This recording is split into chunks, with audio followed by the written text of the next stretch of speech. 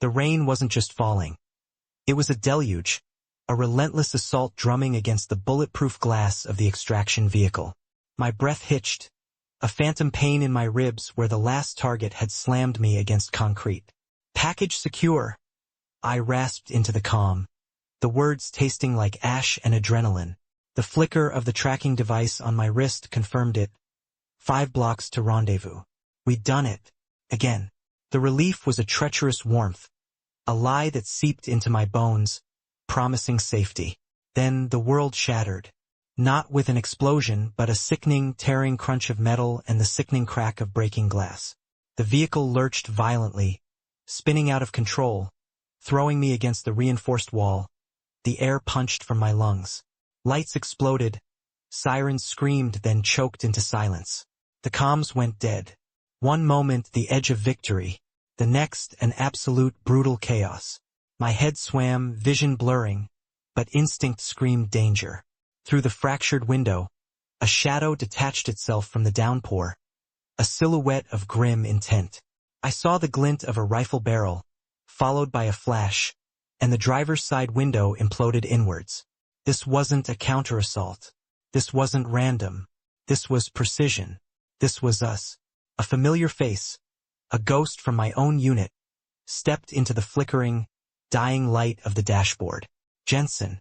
His eyes, once partners in the field, now devoid of mercy, met mine across the wreckage.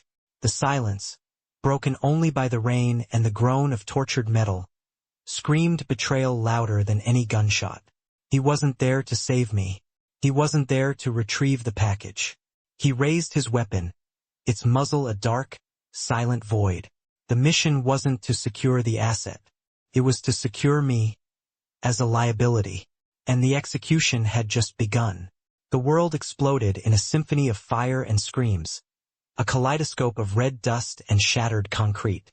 My hands, still too young, too uncertain, fought a losing battle against the tide of crimson. Sarah, barely a whisper of life, coughed ash into my face, her small lungs rattling like spent ammunition. I barked orders no one heard, pressed bandages where bone protruded, felt the fragile beat beneath my palm falter. Her eyes, wide and innocent, fixated on mine as the light within them dimmed, a silent accusation in their final vacant stare. That was it. One moment, a desperate, futile fight for life. The next, an unshakable chill settling deep in my bones, a permanent brand forged in the crucible of war, marking me forever as the medic who failed. A guttural gasp tore from my throat, yanking me violently from the nightmare's chokehold. My eyes snapped open, wide and wild, scanning the mundane interior of my taxi. The warzone's inferno dissipated, replaced by the sterile glow of a neon-soaked city street, silent and indifferent. Sweat plastered my shirt to my chest, cold and clammy, a physical manifestation of the terror that still clawed at my insides. Another night, another ghost. Every single damn night, Sarah's eyes, her small, cold hand. I scrubbed at my face with a trembling hand, trying to wipe away the phantom dust, the smell of cordite and death, trying to escape the relentless echo of a failure that was never truly gone, only momentarily subdued by the harsh glare of reality. The city swallowed me whole, a cold, indifferent leviathan. Miles blurred beneath the tires, an endless reel of empty streets and forgotten dreams. Each turn was a numb repetition, a rhythm designed to dull the edges of memory, to keep the ghosts at bay. My taxi app chirped, a shrill interruption to the monotonous hum of the engine. A pickup, not the usual bar crowd or airport run, but a secluded, dimly lit industrial area on the outskirts of nowhere. A strange coldness, a prickle of unease, crawled up my spine. This wasn't just a fare. It felt like a summons. Reluctance warred with the desperate need for another dollar, another distraction. I accepted, the glowing accepted, on the screen a harbinger of something I couldn't yet grasp. The wipers struggled against the persistent drizzle as I pulled into the designated alley. It was a black maw, swallowing the already meager light. Then, a shadow detached itself from the deeper darkness. A young woman, slender and ethereal, stepped into the halo of my headlights. Rain slicked her dark hair, highlighting the sharp angles of her face. And then, it hit me. A jolt that stopped my breath. A cold, paralyzing dread. Her features, the curve of her jaw, the haunting depth of her eyes, they were an echo. An impossible echo. She was Sarah, grown up, impossibly alive, staring back at me from the depths of a dark, forgotten alley. The past wasn't just haunting me. It had just hailed a cab. She slipped into the back seat, the door closing with a soft thud that resonated like a thunderclap in the sudden silence. Her eyes, those unsettlingly familiar eyes, met mine in the rearview mirror. They held a depth far beyond her apparent years, and knowing intensity that peeled back layers of my carefully constructed composure. Destination, I managed, my voice a rough whisper. She gave an address, vague and unspecific, her gaze never breaking. It wasn't about the destination, not for her. Her stare conveyed something far more potent, a silent declaration that she saw right through me, past the weary taxi driver, to the haunted medic beneath. Every nerve ending screamed, every instinct warned me. This ride was going nowhere I wanted to be. The air in the cab grew heavy, thick with unspoken truths. Then, her voice, soft yet piercing, cut through the quiet hum of the engine. She didn't speak of the address I'd punched into the GPS. Instead, she spoke of dust and screams, of a child with eyes that mirrored hers, of a medic who tried in vain to sew life back into a broken body. Details precise and brutal, that only I, the silent custodian of that horrific memory, could possibly know. My hands tightened on the steering wheel, knuckles white, blood draining from my face. This was impossible. A trick of the mind. A waking nightmare. But her words, delivered with a chilling certainty, were shattering the last vestiges of my fragile sanity, pulling me back into the inferno I had fought so desperately to escape. My past wasn't just haunting me. It was sitting in my back seat. Her next words were a hammer blow, splintering the last fragments of my reality. Sarah's death, she explained, wasn't an accident of war. It was a targeted hit. A cold, calculated assassination to silence her family, to bury the information they held. And I was never meant to save her. My desperate, futile efforts were part of the design. A cruel setup to brand me with an indelible failure, to cripple me, to make me carry a lie so heavy it would crush me under its weight. The failure that had defined my life, the trauma that had driven me to these desolate streets, was a meticulously crafted deception. Every memory, every agonizing flashback, was a ghost of a lie. The anger welled up, a burning tide threatening to consume me, not just for Sarah, but for the unforgivable betrayal that had stolen my peace, my very identity. The world tilted on its axis. My personal hell suddenly just a cog in a vast, shadowy machine. Alara spoke of the Syndicate, a clandestine network operating in the deeper currents of global power. They manipulated information, suppressed truths, erased anyone who stood in their way. Sarah's family had held vital intel, and their eradication was a chilling demonstration of their reach. I wasn't just a medic who failed. I was an unwitting pawn, caught in a web spun by forces I couldn't comprehend, my trauma weaponized against me. The city lights outside blurred into streaks of false hope. My last ride home wasn't just about finding peace. It was about exposing a truth that could cost me everything. A truth that stretched far beyond the confines of this cab, far beyond the echoes of a child's last breath. The chilling truth settled over Jake like a shroud woven from ice and fear. Alara's words, precise and stark, painted a grim tableau, a global data hub, a pulse point of civilization, targeted by the Syndicate. Dawn. Hours, not days. The world, or a significant chunk of it, teetered on the brink of an orchestrated digital oblivion. He was the unwitting fuse, the accidental catalyst, pulled from his desolate routine into a maelstrom he didn't understand. His taxi, a cage for his melancholic solitude, had become a desperate vessel. The city lights, once a blurred backdrop to his personal purgatory, now held the flickering hope of millions, all unknowingly tethered to his next move. The weight of an invisible countdown pressed down, heavy and suffocating. Then, a subtle shift in the relentless city hum. Not a sound, but a feeling. Jake's gaze instinctively darted to the rearview mirror. There it was, a black, unmarked SUV, sleek and menacing. A predator emerging from the urban jungle's depths. It wasn't just following. It was hunting. Alara's voice, startlingly calm amidst the rising tension, cut through the silence. They know you're with me. They've been waiting. The words were a cold splash, instantly extinguishing any lingering doubt. A flicker ignited deep within Jake, a spark of something long buried. The dormant soldier, the medic who once navigated chaos, stirred.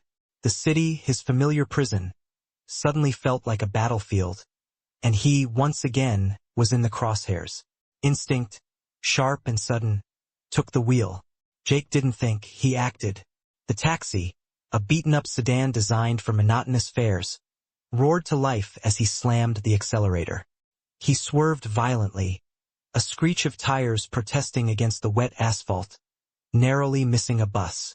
His hands, once trembling with insomniac fatigue, now moved with a dancer's precision, guiding the vehicle through a labyrinth of congested traffic and narrow, neon-streaked alleyways. Each turn was a calculated gamble, each near miss a testament to forgotten skills honed in a far deadlier arena. The SUV, a relentless shadow, clung to their tail, its own engine a guttural snarl, making it clear this wasn't just a chase. It was a desperate fight for survival.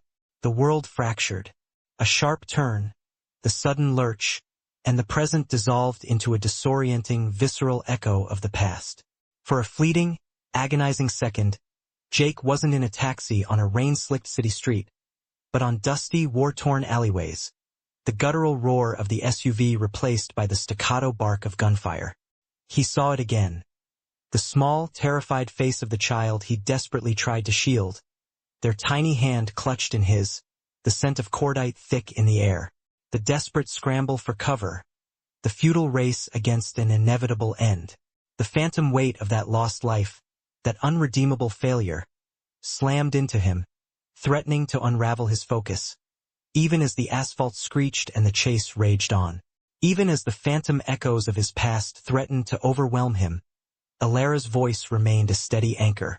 Left here, tight corner. They'll expect us to go straight. Her directions were uncanny.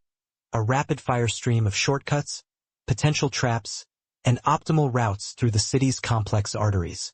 She knew this urban maze with a chilling intimacy, her composure almost supernatural as the world outside blurred into a canvas of danger. She pointed, not with frantic urgency, but with quiet, precise certainty, as if she were reading from a pre-written script. Jake, for all his renewed ferocity, found himself surrendering to her strange, knowing guidance, realizing she wasn't just a passenger, but a conductor in this symphony of chaos. The reprieve was fleeting. The SUV reappeared, a black bullet, attempting a devastating ram. Time seemed to distend, each agonizing microsecond stretching into an eternity. Jake instinctively cranked the wheel, a desperate, impossible maneuver that defied physics.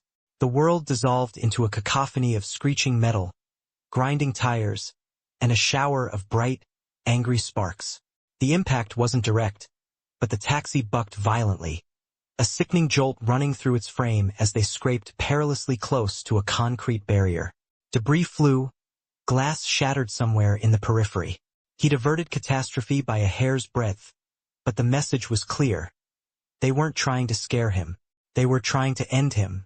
The chase had turned deadly personal.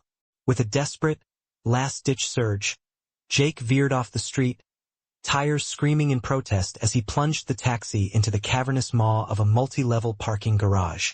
The sudden shift from the open, neon-lit city to the echoing, harsh concrete labyrinth was disorienting.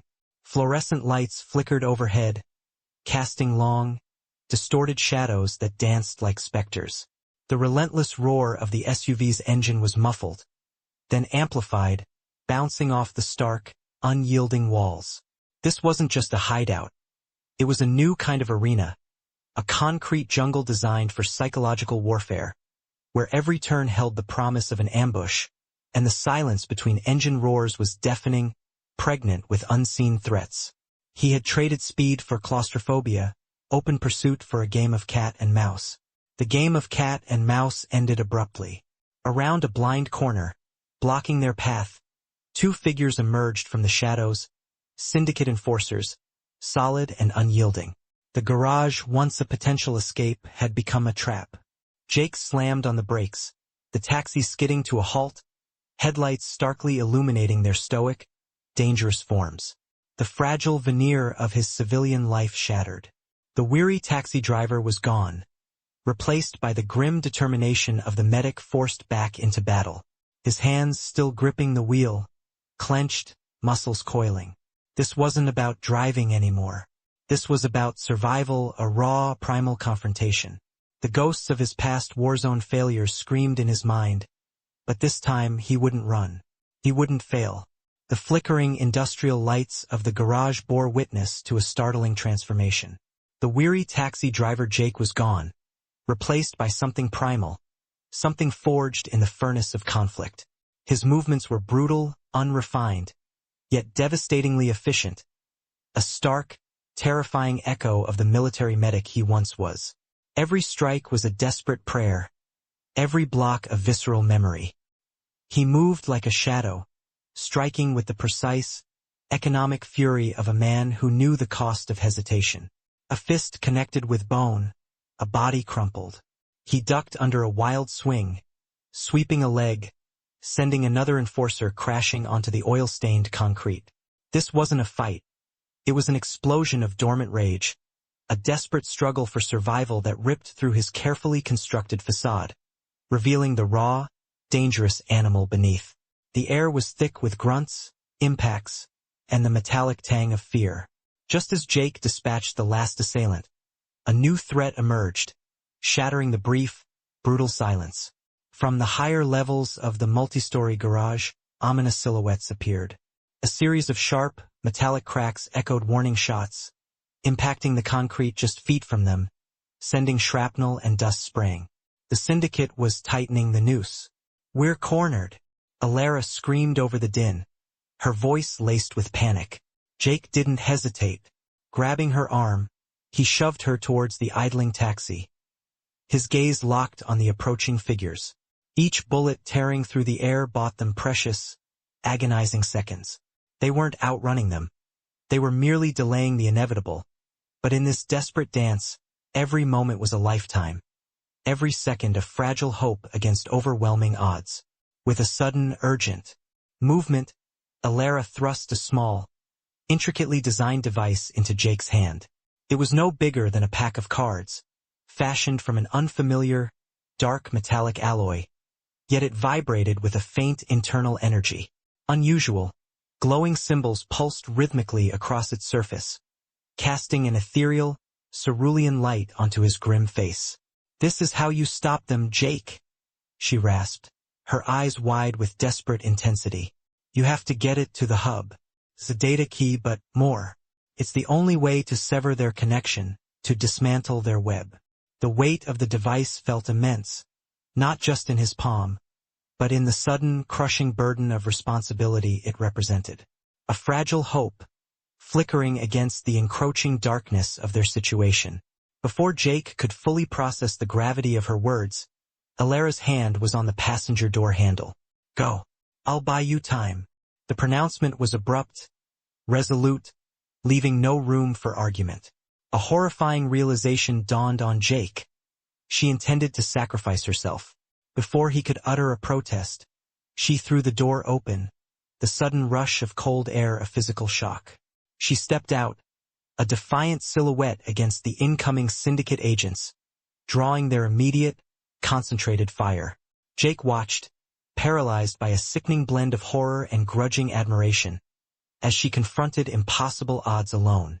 The crackle of gunfire and her desperate shouts faded as the taxi lurched forward, leaving her behind, a single, courageous figure buying his escape with her life. Through the rearview mirror, Alara's form dwindled, swallowed by the chaos she had created.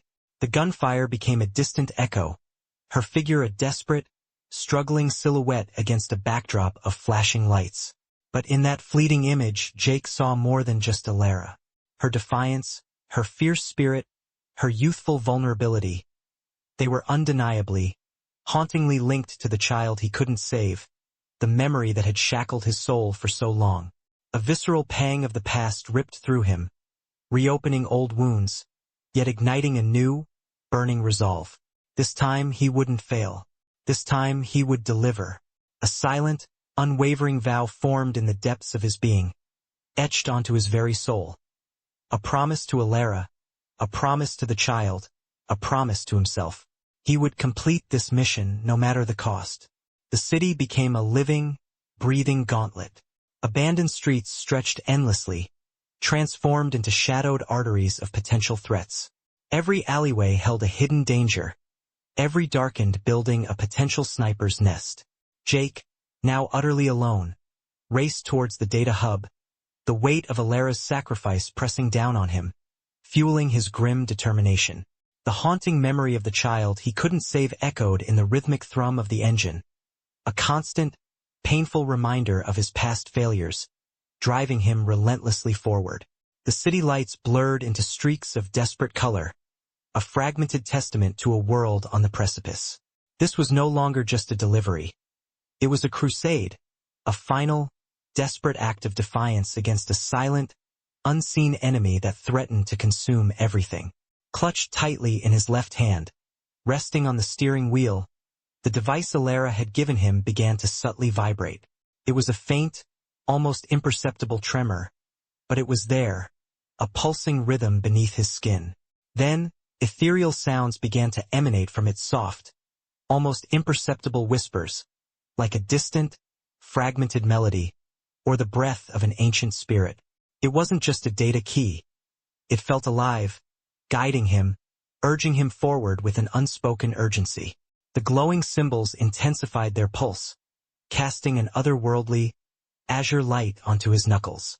In the suffocating silence of the night, surrounded by the city's dark embrace, the device became his silent companion, a mysterious beacon leading him deeper into the unknown, promising answers, demanding action. As Jake's taxi paused at a desolate intersection, the truth of the syndicate's devastating ambition blared from a colossal electronic billboard dominating the skyline. News reports flashed across the enormous screen, urgent bulletins of escalating cyber attacks, crippling system failures, and global chaos. Major financial networks crashing, power grids flickering, communication lines severed. Their plan was not just in motion.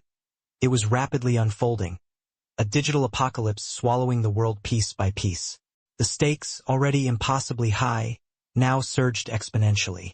This wasn't just about personal redemption or a single city. It was about the fate of civilization itself. Jake gripped the steering wheel, his breath catching in his throat. The whispers from the device intensified, a chilling counterpoint to the impending global catastrophe. He was the last line of defense. The city's concrete veins led me here, to a monument of cold ambition. The data hub loomed like a silent, predatory beast, monolithic, sterile, yet pulsing with an almost imperceptible energy that vibrated in the asphalt beneath my worn tires. This wasn't just a building. It was the nerve center, the heart of their insidious plan. Syndicate operatives, dark figures moving with practiced efficiency, were already converging, shadows preparing for the final, irreversible phase of their attack. Each glint of a hidden weapon, each purposeful stride, hammered home the grim reality. I was no longer an anonymous driver.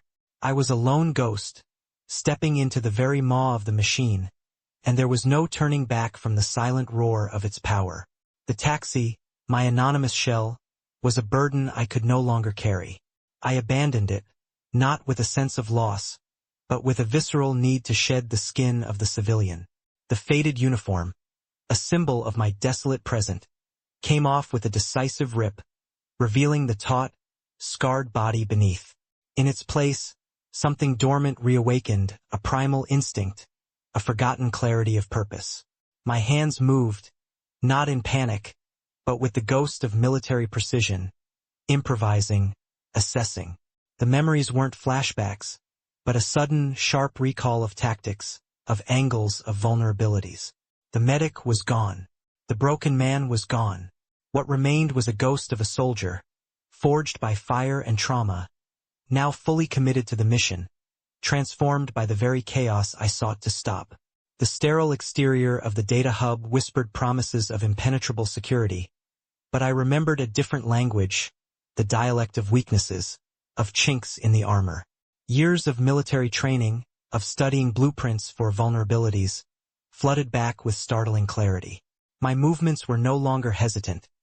They were fluid, a silent dance between shadow and light. I moved through the perimeter like a phantom, bypassing thermal sensors, optical grids, and pressure plates that would have snagged any ordinary intruder. Each successful breach was a whisper of forgotten prowess, a surge of adrenaline mixed with the cold precision of a predator. The ease was unsettling, a chilling testament to how deep the rabbit hole went, how well I knew the game of breaking in. Inside, the sterile hum intensified, leading me into the heart of their digital empire. The server farm unfolded before me, a technological cathedral of light and sound, row upon row of towering black monoliths, their indicator lights blinking like a million watchful eyes. The air itself thrummed with raw data, a palpable electricity that felt both alien and terrifying. Syndicate agents, grim and focused, were already at work, hunched over glowing consoles, their fingers dancing on keyboards, preparing the final virus upload. The digital countdown flickered on a central monitor, a silent, relentless promise of global paralysis. Danger wasn't just a possibility here. It was woven into the very fabric of the air, a thick, suffocating blanket of impending doom. My eyes scanned the room, searching for the nexus, the true architect of this digital apocalypse. And then he emerged from the shadows of a server bank, his posture commanding, his face a chilling mask of calm authority. Commander Thorn. The name was a phantom limb, a searing pain from a past I desperately tried to bury. He stood there, not a ghost, but terrifyingly real, the man who had ordered me into the ambush, who had left us to die. The revelation hit me like a physical blow, twisting the knife of betrayal deep into an old, unhealed wound. This wasn't just about stopping a global threat anymore. It was about confronting the architect of my personal hell. The betrayal ran deeper than I could have ever imagined, a dark thread connecting everything, from the dying child to this technological abyss. The carefully constructed control shattered. Thorn. The name ripped from my throat, a guttural accusation years in the making. Why? The word was a raw wound, a desperate plea for answers, for absolution. Thorn merely smiled, a cold, predatory baring of teeth, and then he moved. The world exploded into motion, a brutal, visceral dance of fists and feet, fueled by years of suppressed guilt, rage, and the ghosts of the fallen. Every blow was a question, an answer, a desperate attempt to excise the poison of his betrayal. The metallic tang of blood filled my mouth, the impact of his fists a familiar, agonizing symphony. This wasn't a fight for survival. It was a reckoning, a desperate scramble for dominance in the shadow of a ticking clock, where only one truth could emerge. Amidst the grunts and the thud of flesh on bone, Thorn's voice cut through the chaos, clear and chilling, laced with triumphant malice. He gloated, each word a venomous arrow, confirming Alera's cryptic warnings. Order from chaos, Jake. He spat, twisting my arm into a painful lock, his eyes gleaming with a fanatic's conviction. A new world built from the ashes of the old, with us at the helm. The words resonated with a horrific truth, a chilling echo of every demagogue throughout history. This wasn't just about money or power. It was about ideology, a twisted vision of control. His confession, delivered with such cold assurance, ignited a fresh surge of fury within me, transforming the personal vendetta into a fight for something far greater, for the very soul of the future. A sudden, frantic beeping pierced the roar of our struggle. My eyes, darting past Thorn's menacing face, landed on the central display. The virus upload timer, once a distant threat, now flashed a perilous, stark red. Mere seconds. The fight, my desperate quest for answers and vengeance, suddenly felt insignificant against the crushing weight of that ticking clock. Thorn wasn't the only enemy. Time itself was. I couldn't just stop him. I had to override the system, to unravel the digital thread he had woven, before it reached its devastating conclusion. The impossible choice was made in an instant. The personal vendetta had to yield to the global imperative. Every fiber of my being screamed for blood, but the world demanded salvation, and I was its last, desperate hope. The world blurred to a crimson haze. Every breath a ragged tear, every movement a scream of agony. But beneath the crushing weight of Thorn's blows, a desperate spark ignited within Jake. This wasn't about survival anymore. It was about more than just a fight. With a guttural roar, fueled by the ghosts of 1,000 forgotten failures, he found a final, impossible burst of adrenaline. A brutal, calculated pivot, Thorn's momentum turned against him, and with a sickening crunch, the monstrous weight collapsed. Jake didn't pause, didn't look back. Blood streaming, vision fading, he stumbled, a broken automaton driven by pure will, towards the humming heart of the data hub. Alara's device, warm in his clenched, trembling hand, was not just a tool.